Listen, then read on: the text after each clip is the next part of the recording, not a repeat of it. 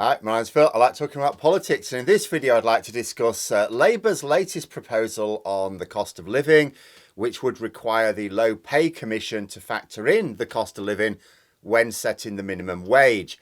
They're proposing also to take away the reduced levels for younger workers. But first, if you'd like to be notified of daily news and politics, please subscribe to the channel and click the bell notification icon. So I think my second video today, unexpectedly, is going to have to be a little bit more dour. Looking at the newspaper headlines this morning, there's a concerted attack on the NHS again. They're really ramping up, getting ready to destroy it completely. But we'll start off with some happier news, or at least some more hopeful news.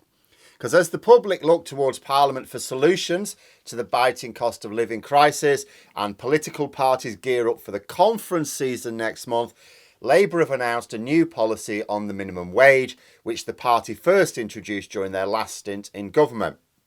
Of course, Boris Johnson, the little tinker, claimed multiple times that it was actually introduced by the Tories. This is another one of his lies. All the Conservatives actually did was change the name. So it was the minimum wage, and then the Tories thought, I know, we'll call it the living wage. Only the name change was another lie. Because if a person working full-time on the minimum wage cannot afford a basic standard of living, in what sense is it a living wage? And it sure as hell isn't right now. And with lots of economic pressures coming to bear and none of them looking like disappearing anytime soon, there's going to be a hell of a squeeze on the lowest incomes for the foreseeable future. Labour's Angela Rayner and Rachel Reeves have made the excellent point that when people aren't able to earn enough, they feel compelled to take extra hours to make ends meet, extra shifts.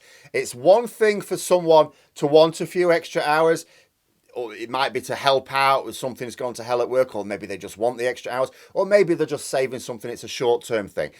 But if people have to do it routinely, purely to pay the basic bills, then there's a cost to mental health and relationships.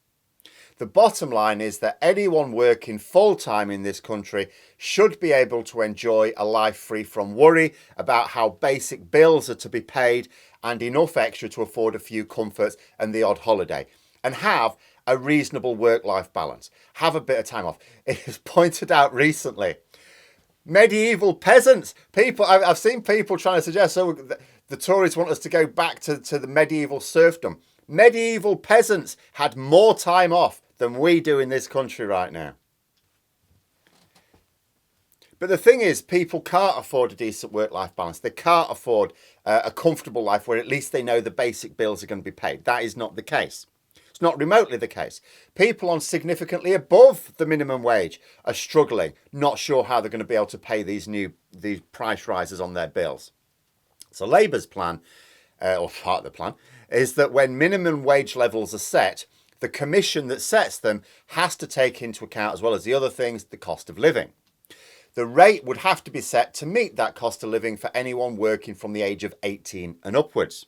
Because at the moment, there are different bands of minimum wage. There's one for below 18. There's like one for 18 to 20, 21 to 22, and then 23 up.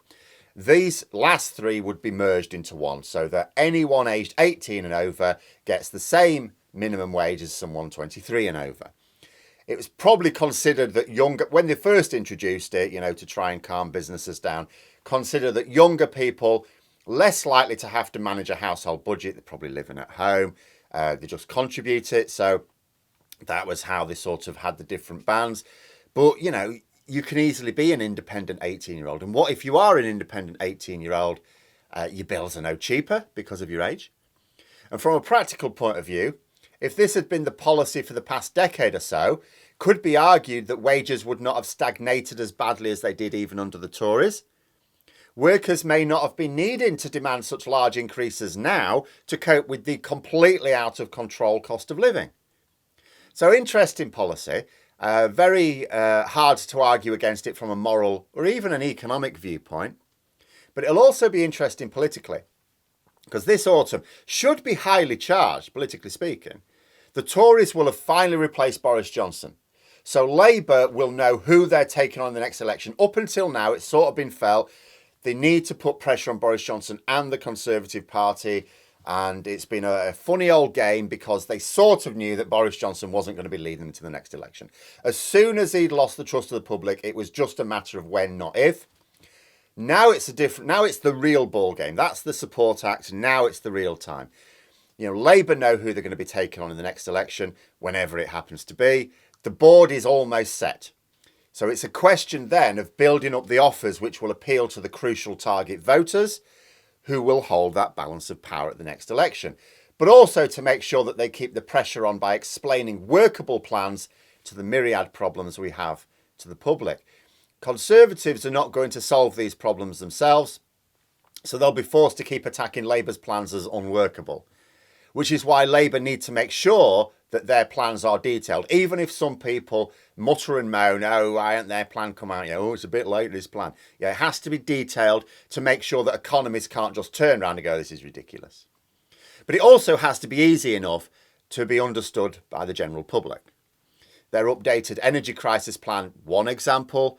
They'll have another update to that in April. That's not just my speculation. They've said as much. It makes sense. This minimum wage policy can be another. Even though the recession will have come and gone by the time the Tories go to the polls. Cost of living, or at least when they have to, they can trigger an election whenever they like. This autumn, fine, go for it.